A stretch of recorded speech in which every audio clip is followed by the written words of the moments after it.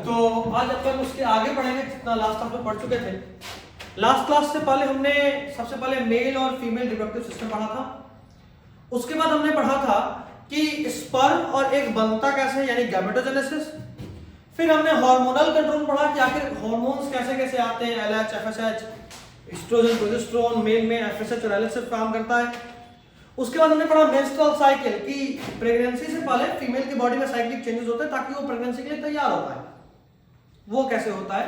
और आज अपन पढ़ेंगे कि अगर फर्टिलाइजेशन हो गया तो किस तरीके से डेवलपमेंट होगा। ठीक है,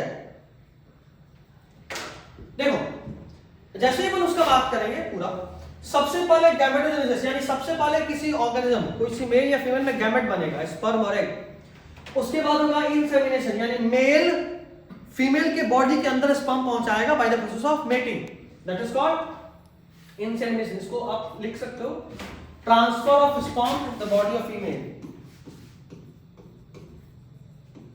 transfer of sperm in the body of female, female की बॉडी में स्पर्म का ट्रांसफर को क्या बोलते हैं, इंसेमिनेशन। उसके बाद होता है फर्टिलाइजेशन यानी स्पर्म और एग फ्यूज करेगा। कहां पे होगा fertilisation, ampulla region of fallopian tube. उसके बाद होगा इंप्लांटेशन, ये कहां होगा, यूट्रस में। अगर इंप्लांटेशन यूट्रस के अलावा कहीं और हो जाए, क्या बोलते हैं उसको बोलते हैं इफ अदर देन यूट्रस,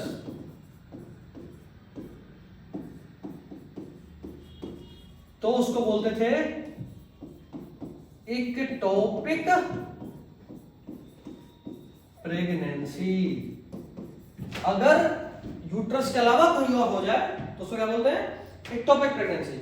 उसके बाद होता है गेस्टेशन यानी 9 मंथ फीमेल अपने बॉडी में कैरी करती है बच्चे को, और अंत में होता है पार्चुलेशन या बर्थ, बच्चा डिलीवर होता है बाहर। ये पूरा प्रोसेस है। अब फीमेल रिप्रोडक्टिव ट्रैक्ट का पाथवे क्या होता है ये देख लो।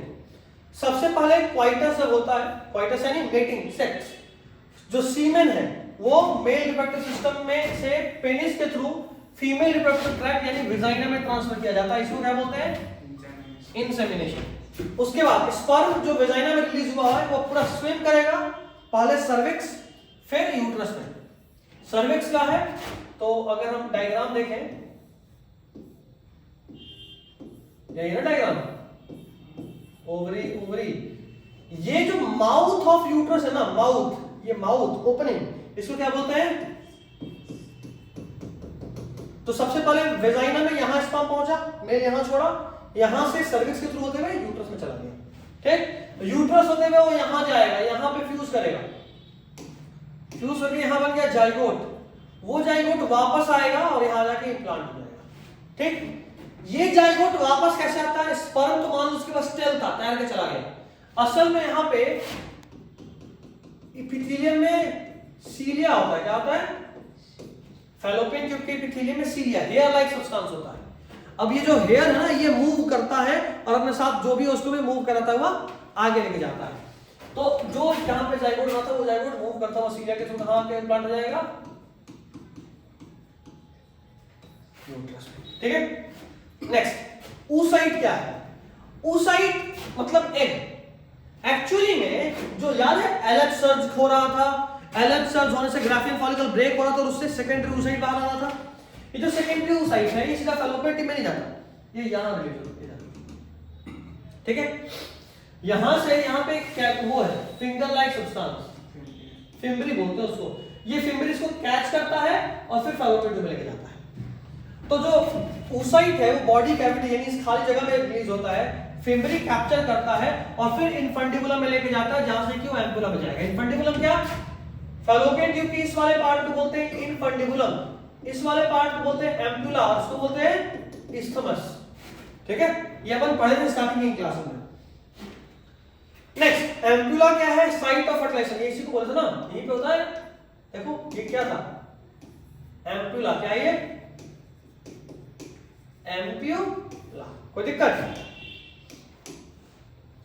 नेक्स्ट, फ्यूजन ऑफ गैमेट होता है जिसको अपन फर्टिलाइजेशन, सिनगैमी कुछ भी बोल सकते हैं। ये सेक्सुअल रिप्रोडक्शन का सबसे वाइटल इवेंट है, सबसे इंपॉर्टेंट इवेंट है।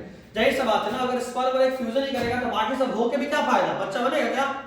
नहीं। तो सबसे इंपॉर्टेंट इवेंट।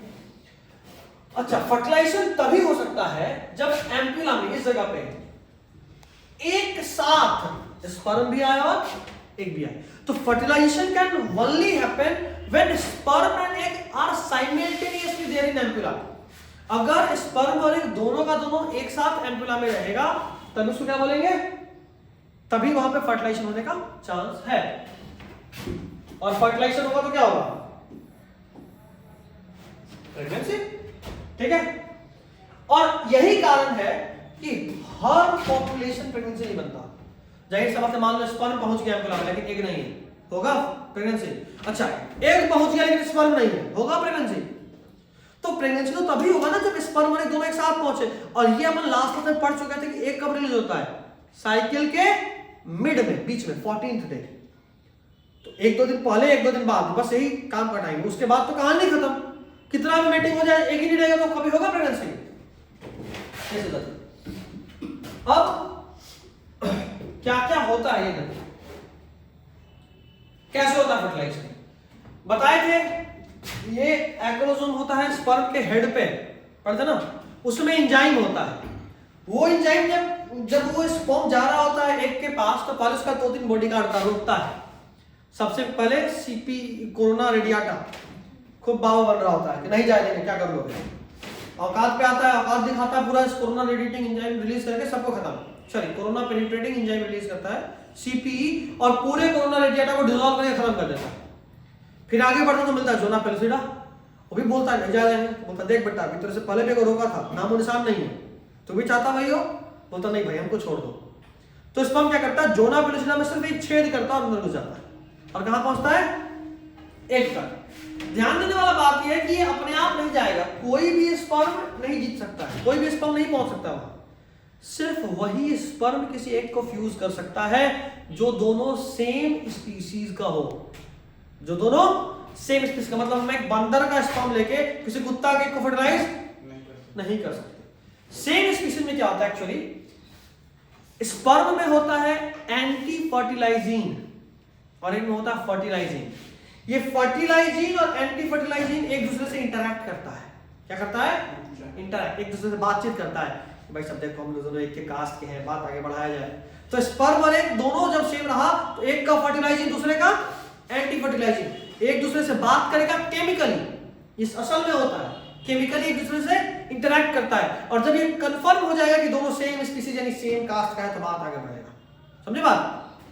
चलिए, स्पर्म के ऊपर होता है एक्रोसोम जो कि छेद करता है entry of sperm into cytoplasm of oocyte। कैसे, जोना पेलोसिडा और प्लाज्मा मेम्ब्रेन को डिसॉल्व करते हुए। याद रखना, जैसे ही स्पर्म इंटर करता है, अच्छा एक्चुअली में तुमने पढ़ा था ना कि कितना स्पर्म रिलीज होता था, 200 से 300 मिलियन। पहुंचता कितना था एक के पास, 100। तो भाई साहब इतने मिलियन में भी तो 100 पहुंच ही गया। अब मान लो आपस में मार कर दिया कि ना हमको फ्यूज करना है, हमको फ्यूज करना है, तो क्या होगा, जो सबसे पहला पहुंचेगा सिर्फ वही फ्यूज करेगा, यही ना। दूसरा का जबरदस्ती कर दिया तो कि ना हम भी जाएंगे, क्या करेंगे, तो उसका उपाय एक करके रखता है। क्या होता है एक्चुअली, ये देखो, ये है मेरा एग, ये है मेरा स्पर्म। जैसे ही स्पर्म इसके पास जाएगा तो इसका फर्टिलाइजिंग और एंटी फर्टिलाइजिंग इंटरैक्ट करेगा। फर्टिलाइजिंग और एंटी फर्टिलाइजिंग आपस में, तो वैसे याद रखो इन दोनों में प्रोटीन या कुछ केमिकल का इंटरैक्शन होता है। केमिकल इंटरैक्शन से ये पता चलता है कि दोनों सेम स्पीसीज के हैं या नहीं। अगर सेम स्पीसीज के रहे तो आगे बात शुरू होगा। जैसे ही ये यहां पहुंचता है, सबसे पहले होता है फास्ट ब्लॉक। क्या होता है, fast block to check polyspermy. Polyspermy का मतलब होता है एक से ज्यादा स्पर्म का इंटर कर जाना। तो जैसे ही पहला स्पर्म से कांटेक्ट में आएगा ना, और जैसे ही मान लो कोरोना रेडिएटर को हटाया, जोना पेल्सिडा में छेद करके सिर्फ इसका हेड वाला पोर्शन अंदर घुसा, बताया था टेल अंदर नहीं जाता। तो जैसे ही वहां पहुंचा ना, इसके मेम्ब्रेन में एक चेंज होगा, इसके मेम्ब्रेन में एक चेंज होगा। मान लो ये पॉजिटिव था, मान लो, डिटेल में नहीं जाने, मान लो ये पॉजिटिव था और ये नेगेटिव था, तो जाहिर सी बात है ये अभी तक इसको अट्रैक्ट कर रहा था। जैसे ही स्पर्म इसके कांटेक्ट में गया और पहला वाला स्पर्म अंदर चला गया, ये सब तुरंत से पॉजिटिव हो जाएगा।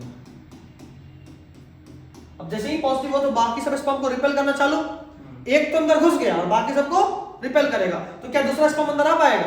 नहीं। ये इसके कांटेक्ट में आते के साथ हो जाता है, पहला जैसे ही गया हो गया तुरंत होता है। इसको क्या बोलते हैं? क्या बोलते हैं? Fast block to check पॉलीस्पर्म।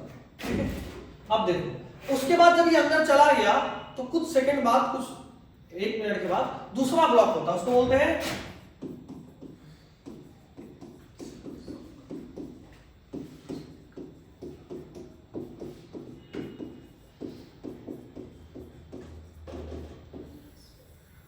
दो तरह से हुआ। पहला क्या था? फास्ट ब्लॉक, दूसरा क्या है? Slow block. फास्ट ब्लॉक में तुरंत से बस पॉजिटिव नेगेटिव को फर्क पड़ा था।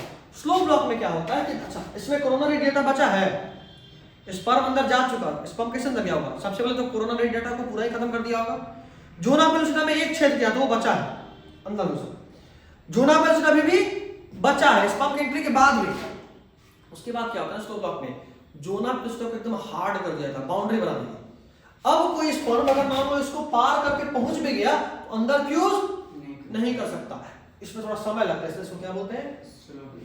याद रखना इसमें सोडियम का रोल है और इसमें कैल्शियम का रोल होता है। ठीक है, इतना ही काफी, ज्यादा डिटेल में नहीं जाते। देखो जैसे ही जोना में सटा, जोना पेलुसिडा में चेंज हुआ ताकि कोई नया स्पर्म एंटर नहीं कर सके और सिर्फ एक ही स्पर्म फर्टिलाइज करे। ठीक है, इसी को क्या बोल रहे थे?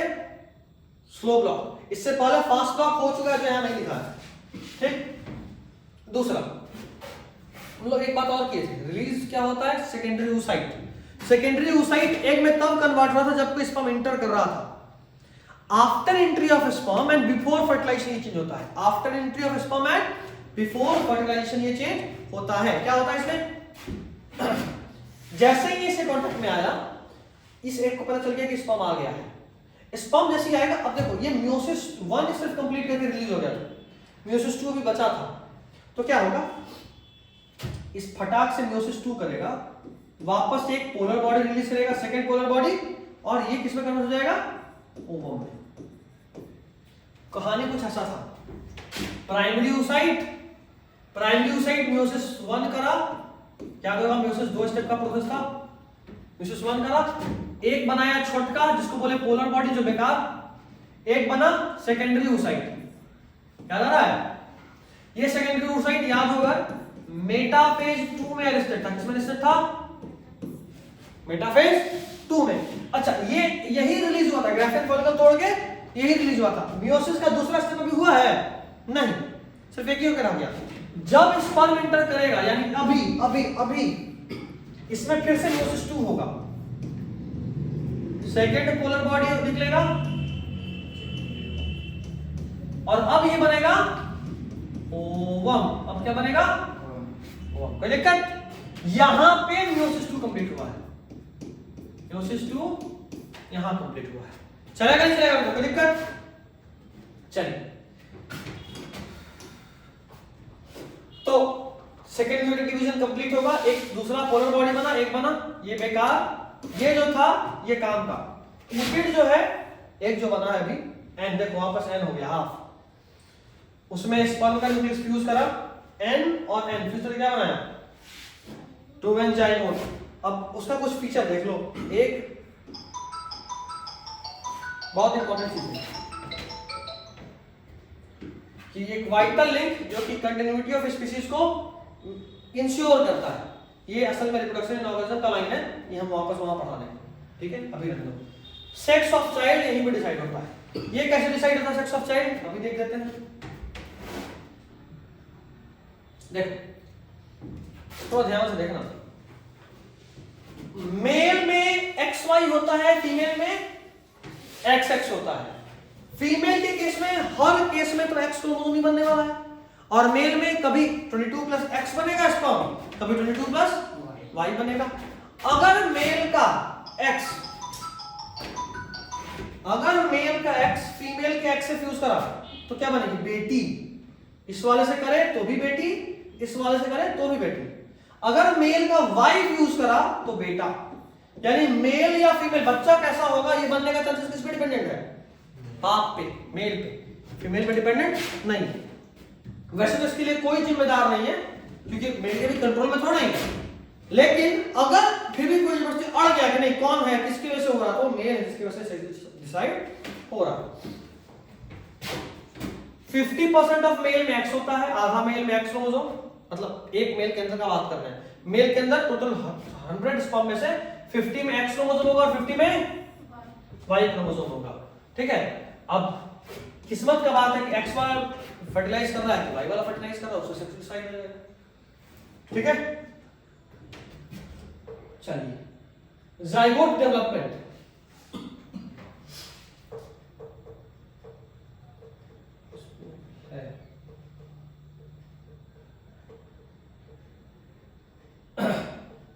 जाइगोट डेवलपमेंट देखते हैं। डेवलपमेंट जाइगोट का कैसे होता है।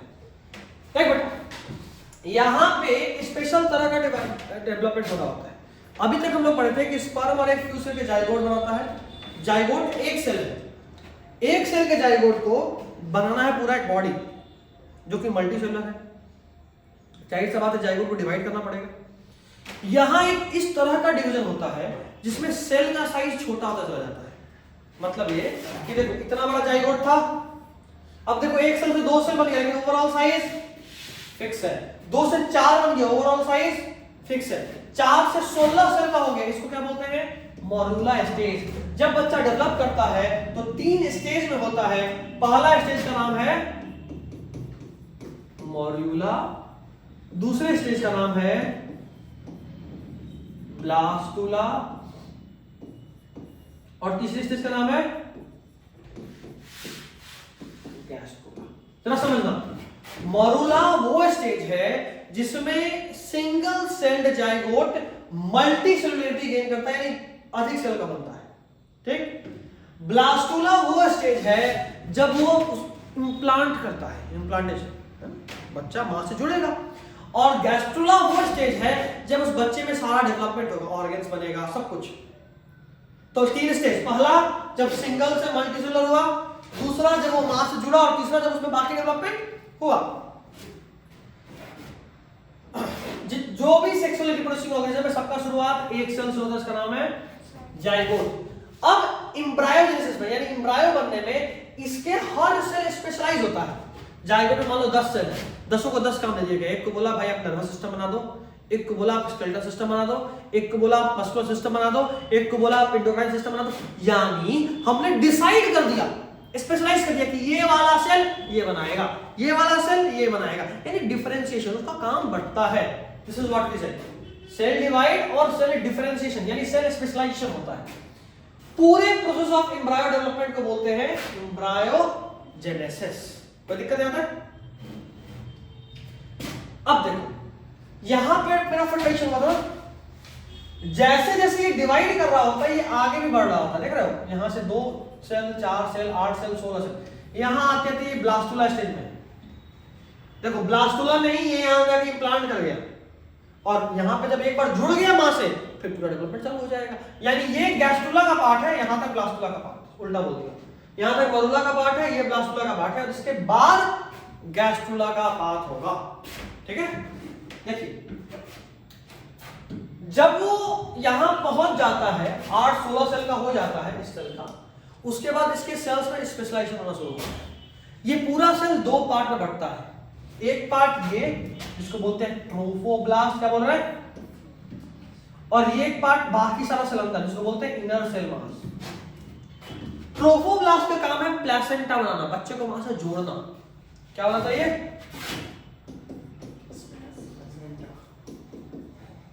प्लेसेंटा बनाने में रोल प्ले करता है। पूरा पूरा प्लेसेंटा नहीं बनाता, मदर के साइड से भी प्लेसेंटा का कुछ पार्ट बनता है। और ये क्या बनाता है, पूरा पूरा बच्चे का शरीर कौन बनाएगा, इनर सेल, और बीच में थोड़ा सा जगह खाली होता है। इसके बाद तीसरे स्टेप पे क्या होता है कि ये वाला जो सेल है ना ये डिवाइड करके इस तरह से हो जाता है, ऐसा हो जाता है, ऐसा। ये हो गया ट्रोफोब्लास्ट। उसके बाद जो भी मेरे सेल्स का लेयर है वो कुछ ऐसे बटेगा और एक सेल यहां। ठीक है, तो इससे क्या होता है, जर्म लेयर।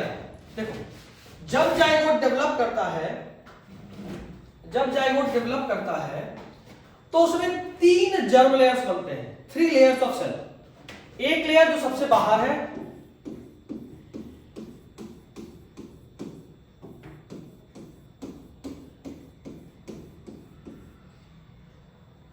उसके बाद एक लेयर जो बीच में है, और फिर एक लेयर जो अंदर है।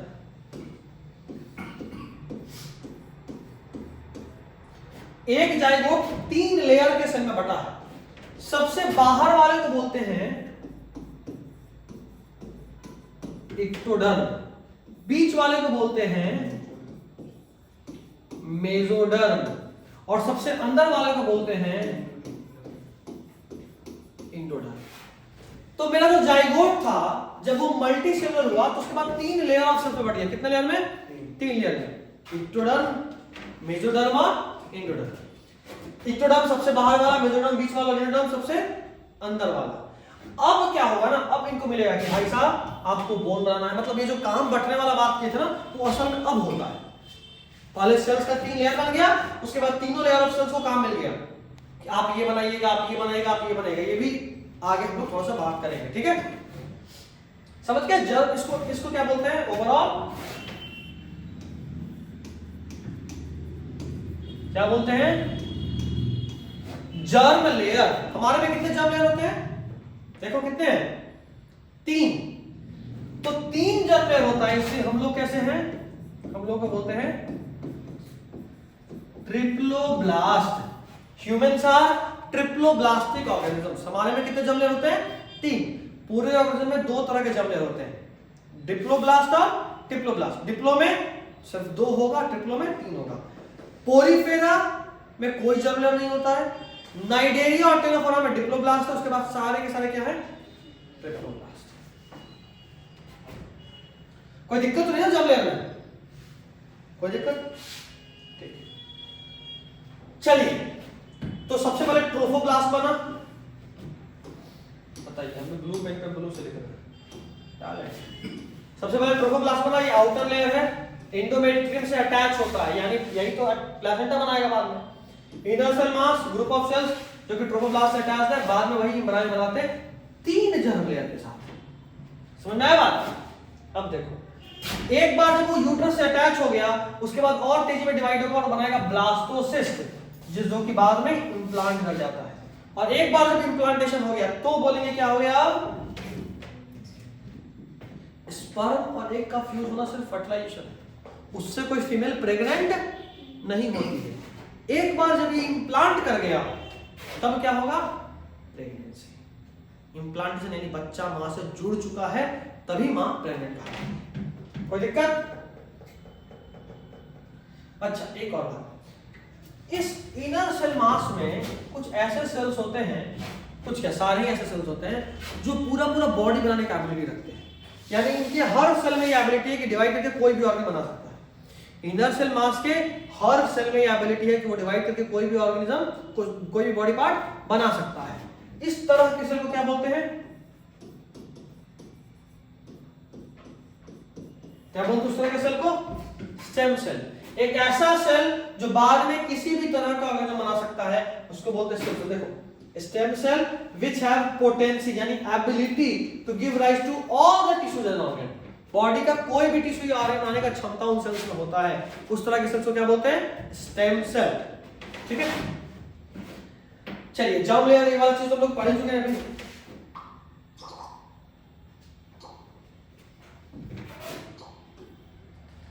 ये तो अपन पढ़ चुके हैं, जर्म लेयर्स क्या 3 होते हैं, बाद में बाकी सब कुछ बनाएगा।